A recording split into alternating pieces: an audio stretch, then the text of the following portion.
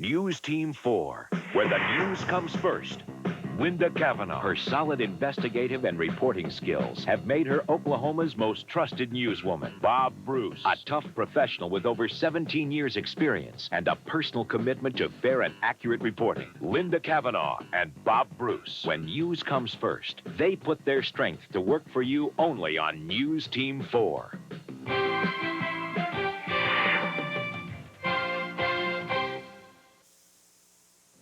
News Team 4 at 5 is next. Iraq's president says his country is being strangled, and he vows to strike back at a crucial world target if the U.S. doesn't let up. This morning, Oklahoma's 1st National Guard unit is called into action.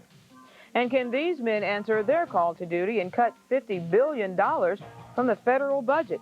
Drastic federal cutbacks are only a week away. Those stories and all your weather and sports coming up next on News Team 4 at 5. This is your 24-hour news and information station, KFOR TV, Oklahoma City.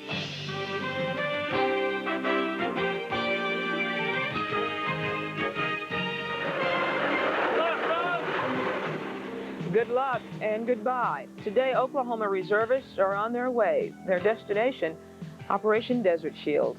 Good evening, everyone. I'm Yuzi Brown, Washington. And I'm Kurt Autry. Thanks for joining us tonight. Topping our news, a military farewell. Amid tears, flags, and salutes, 152 Oklahoma National Guardsmen said goodbye to their families today and began the long trek to Saudi Arabia. Mr. Benish, good luck to you. The 2120th Supply Company left its base in Wewoka on its way to train at Fort Sill. Saying farewell wasn't easy, but several hundred residents lined Main Street in Wewoka to try and brighten this send-off. The Guardsmen will spend several weeks at Fort Sill before being airlifted to the Middle East. There, they will supply troops with showers and clean water. It's not the front lines, but that's little comfort for the families left behind. Just told them not to worry. Told them I was coming home. I'll be back soon. When he joined, there's always he always knew that there's a possibility that he'd have to go off, so it's kind of hard. I think you've got to go. The 2120th is scheduled to stay in Saudi Arabia for 180 days, but Congress could extend that stay up to a year. They should be shipping out for Fort Sill and to the Middle East in about a month. Threats, and more threats. Saddam Hussein is letting the world know he will not take being backed against the wall lightly. Hussein threatened today to destroy all Mideast oil fields and to, quote, transform Israel into something different. He also pronounced Iraq's annexation of Kuwait is irreversible and forever. He charges the U.S. and its allies with strangling his country. In reply, Secretary of State James Baker says, we've come this far, we cannot back down now.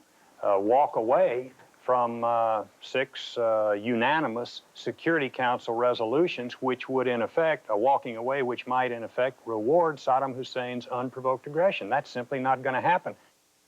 With tensions increasing in the Persian Gulf, what is believed to be the final freedom flight from Iraq and occupied Kuwait will arrive at the Raleigh-Durham Airport in North Carolina. 55 Americans are on that flight. An estimated 1,000 Americans are still in Iraq and Kuwait, and most of them are men. U.S. officers say the naval embargo against Iraq is full of holes. They say a lot of military equipment is still reaching Iraq despite the barricade. Coast Guard commander points to Jordan as a major point of leakage, but Jordan insists they're complying with the embargo, and it's costing them plenty. Jordan is paying a terrible price for its commitment to honor principles, justice, and peace. Jordan's king complains that U.S. officials appear to be unwilling to compromise with Iraq. The vast majority of his countrymen support Saddam Hussein and his Middle East moves. Still, the United Nations is expected to decide whether to widen the Iraqi embargo to include airspace, and that should happen in about 2 days. What's being called the World Summit for Children is just a week away. The United Nations has called a world conference to address the problem of hunger. Some 40,000 people, mostly children, die every day of preventable diseases and sheer starvation. Tonight, the battle against hunger comes to our city, just as dozens of others around the world focus attention on the coming summit. A candlelight vigil will be held at the Myriad Gardens water stage from 7 to 9. The purpose to demonstrate that the well-being of our children is important to people everywhere. Well, here's a way you can protect your children. At the State Fair, come visit our 4 Strong booth and get your kids fingerprinted. The procedure is sponsored by 4 Strong and Dynamark Securities. Takes only a few minutes. If your child should ever turn up missing, the fingerprints will help authorities locate them. To find our booth, all you need to do is find the Space Needle. We're at the base of the east side. And, of course, the 4 Strong booth will be open daily throughout the State Fair. The fair may be an unlikely place to fight the abortion battle, but Right to Lifers are there getting signatures for a petition to restrict abortion to cases of rape, incest, or to protect the life of the mother. They say they have enough signatures now to bring the issue to a statewide vote. And the abortion battle is bound to heat up this week. Another anti-abortion group, Rally for Life, is making a cross-state campaign. Rally for Life is holding an afternoon seminar and evening rally at the Northwest Baptist Church here on Tuesday. Other weekday stops include Ada, Lawton, and Tulsa. Well, as you know, the battle over abortion is a heated issue, and it could now be the deciding factor for the new Supreme Court nominee. Both Oklahoma Senators David Boren and Don Nichols are giving 2 thumbs up for Judge David Souter. An overwhelming majority of the Senate is expected to do the same. But one California senator says he'll vote against the judge. The reason? He says he cannot support a nominee who sees the right to an abortion as an open question and not a settled law.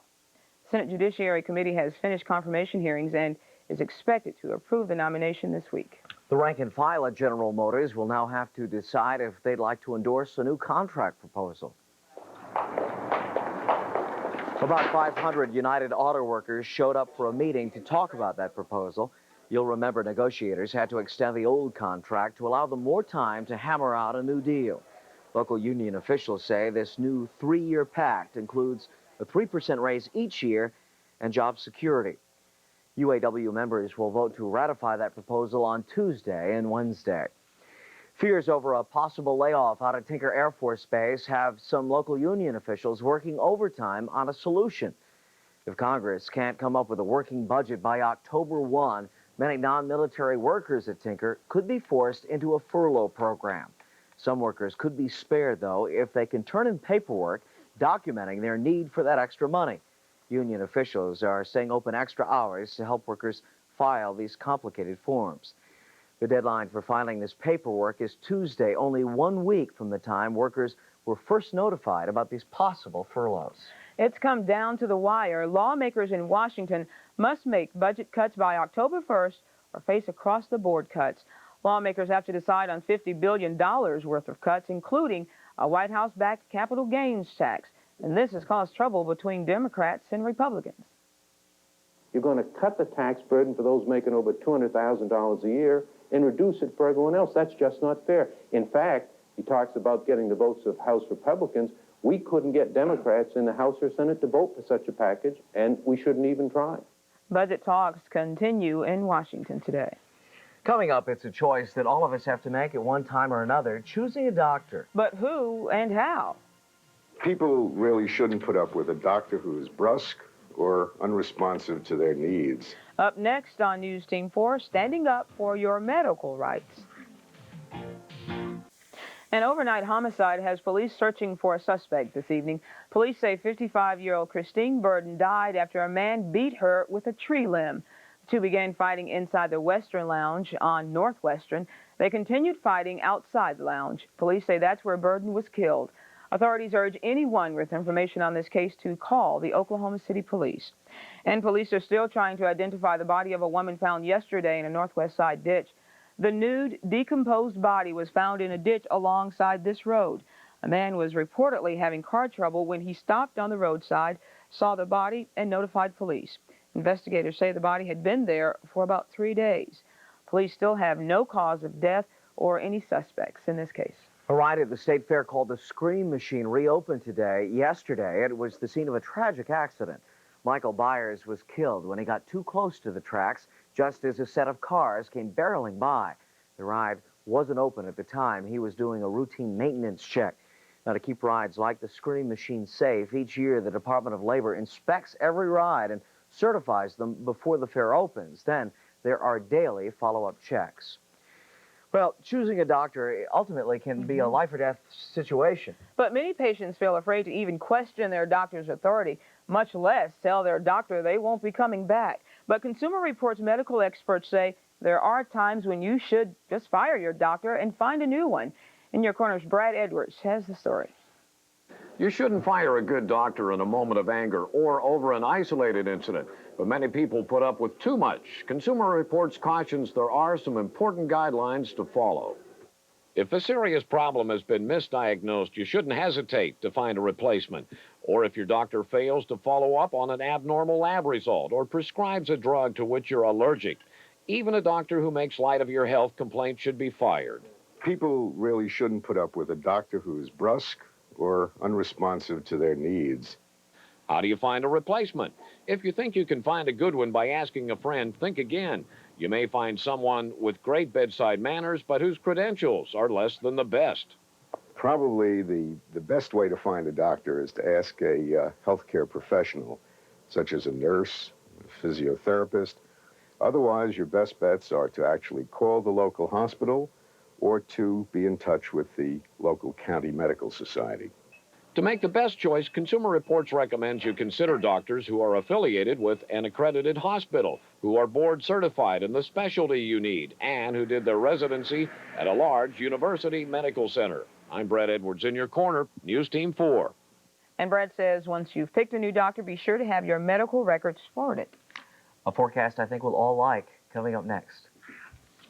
I still think it's pleasant outside, but I'm sniffing today, and it's your fault. Allergies. Everybody around the building has got that ragweed problem. Doesn't bother me a bit, Kurt. Lucky you. Wonderful weather out Lucky you. It was cool indeed this morning.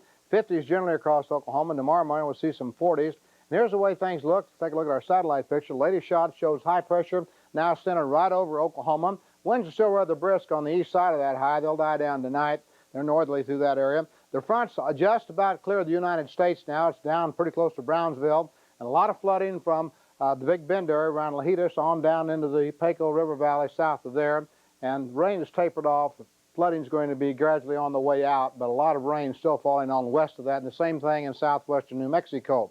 Well, here's what is going on around the state right now. We see that wind shift. Winds are generally north to northeasterly around 10 to 15 miles per hour in northeastern parts of Oklahoma. They're turning the corner now back to the west. They're out of the southwest. High pressure center now over the Enid area, and the wind circulating around that. 62 at Ardmore and 72 at Altus. That's the range across our state. And right now, 65 here in Oklahoma City. We've been up to 67. Humidity 28%, pretty low. North wind at 10. The pressure is rather high, but it's beginning to fall now from 30, 34. Well, here is the broad picture. A large high-pressure center, we'll check on that in just a second, covers the midsection of the country, centered over Oklahoma. Most all the moisture now is down to the south. We'll start our loop. We see very little motion toward Oklahoma in the way of moisture, but it is holding down through southwestern Texas. It'll gradually push on southward. Here are those surface features. You can see that front down in Mexico, out into the Gulf, and through sections of northern Florida, and a very large high dominating weather feature right over Oklahoma. Tomorrow morning, we'll see about 50 degrees here in Oklahoma City. We might go down a little below that. With south winds start to warm up to about 50 by 7 o'clock tomorrow morning. Clouds way to our southwest by noon, up to around 71 here in Oklahoma City. Winds will be still fairly light, but start to increase from the south. And the high tomorrow should be near 80, with south winds returning by mid-afternoon through a good bit of the central and western parts of Oklahoma. The general picture temperature-wise, a band of 80s will break through the northern plains down into Oklahoma. 70s to our east, and some 60s, even some 50s through the northeastern part of the country. The only real warm readings are going to be down in southern Arizona, 90s there. Even Florida is going to stay out of the 90s. Looks like 80s through southern Florida. Well, here's my forecast for tonight. Fair and cool with light winds, lows in the 40s. And for tomorrow, a very nice day. It'll be sunny, a bit warmer. South winds on the increase, 5 to 15, with highs in the low 80s. And here's that 5-day forecast for you, a nice one. For the next 5 days, we're going to be right around that normal. Normal is 82. Only a few clouds around, so basically dry weather and near normal temperatures for the entire 5-day period. Oh, I like it. I like it. Nice. Thanks a lot, Jim. Today in sports, a touring golf pro from Oak Tree wins the Oklahoma Open Championship in his home course in Edmond. Big check, and Bob Berry Jr. will have that story in a moment, of course, and also highlights from the third Sunday of pro football. All your sports coming up next.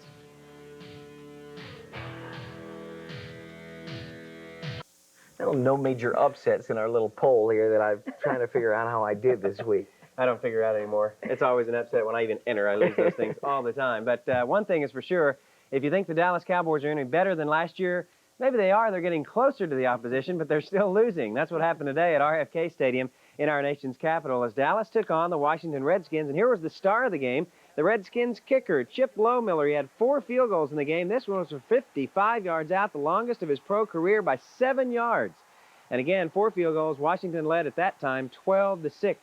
They went ahead 19-6 when Troy Aikman's pass here was intercepted by Darrell Green and returned 18 yards. Nice return, too, by Darrell Green, as he is the fastest man in the NFL. He's won that title several times. You've already seen the final. The Cowboys trimmed it to 19-15 and had a chance to take the lead late in the game, or at least drive for it. Now, here's the touchdown that cut it to 19-13. Emmett Smith in there. Then they got a safety, 19-15, and watch what happens. Troy Aikman tried to rally his team back to win it, but the pass was intercepted by Todd Bowles, and Washington wins the game 19-15, although nice tackle by Troy Aikman. There's a rumor that Steve Walsh, by the way, will be traded to the New Orleans Saints within the week. We'll see what happens. Christian Okoye led the Kansas City Chiefs to their win over Green Bay today. 122 yards rushing, and the Nigerian Nightmare, boom, scored there on a 5-yard run.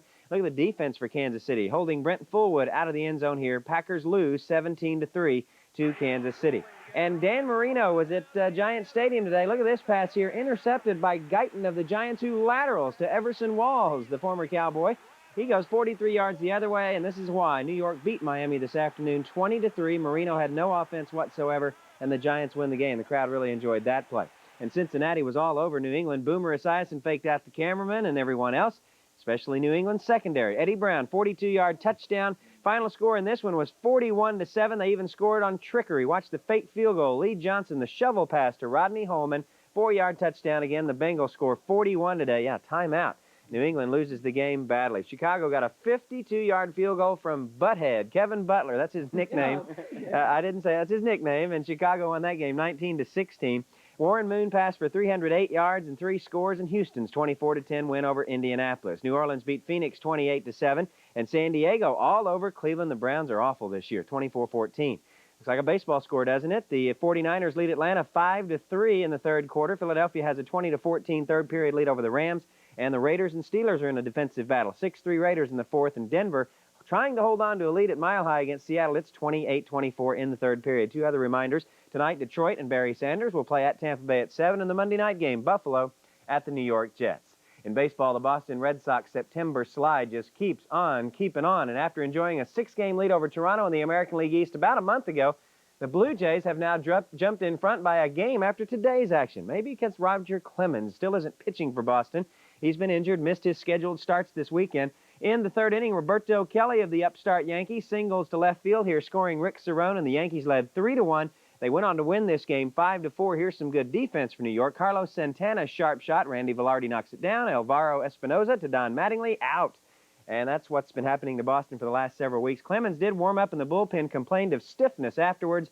Boston really needs him to have a chance to do anything. In the National League, Pittsburgh won, so did the Mets. So, again, those two teams still separated by 2.5 games. Cincinnati has a 9-2 lead over San Diego in the 7th. They are leading in the West, and San Francisco has a 6-1 lead over the Dodgers in the 6th. Late scores you might have missed last night. Cincinnati took a doubleheader from San Diego, and the Dodgers beat San Francisco 6-3. American League today, you saw Boston losing. Toronto 1-10, so the Blue Jays have a 1-game lead in the American League East. And the Oakland Athletics playing Detroit. Detroit winning that one 6-0 in the 6th as Oakland tries to clinch in the AL West. The Daily Oklahoman Open Golf Championship ended just an hour ago at Oak Tree Country Club's East Course in Edmond. One of the Oak Tree Touring PGA pros has won the championship on his home course. Even though Willie Wood didn't have any birdies today and struggled to a 3 over 73, he wins the championship and $24,300. I struggled. I didn't make a birdie all day. I shot 73, but I hung in there and no one made a real big run. The wind was blowing kind of hard out of the north, and it made the scores tougher. But, you know, a win's a win, and whether it was pretty or not, I'm still on the trophy, and I'm pretty darn pleased about that. $24,300, very much the sentimental favorite. Willie Wood, he's had a difficult couple of years. In auto racing today, speaking of difficulties, veteran driver A.J. Foyt was seriously injured during an IndyCar race in Wisconsin. The 55-year-old Foyt suffered 2 broken legs and possible injuries to his neck and back when his car left the track, went over his shoulder and onto a grassy area early in the race. It took emergency crews 15 minutes to cut A.J. Foyt out of his damaged car. We'll try and show you that accident tonight on Bob Berry's Sports Special. And in football last night, you know that Oklahoma State suffered a 10-point loss at TCU. They got some good plays like this one from Kenny Ford, but afterwards Coach Jones said another tough night for the Cowboys. We felt like that if we could, get anything going offensively and get a little bit ahead, they would force them out of running the ball. And quite honestly, they ran the ball a little bit more than we expected them to. On the same hand, we kind of bounced around, played 5 to 6 defensive backs and that sort of stuff. And, they did a good job. They really didn't do anything unexpected.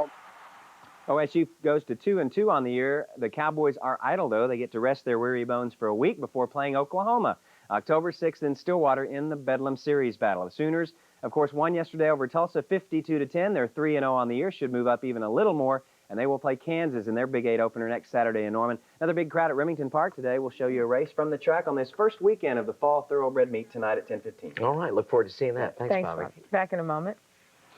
Thousands of riders pushed and pedaled their way around Lake Hefner area today for the 6th annual Hefner Streak Bike Fest. 4 Strong News Hawk Carl Lee was up bright and early for the start of the race. More than 2,000 people of all ages took part. All proceeds go to benefit the Lake Hefner Improvement Program. This ride was a timed event to let bikers get a feel for the pace of the different rides.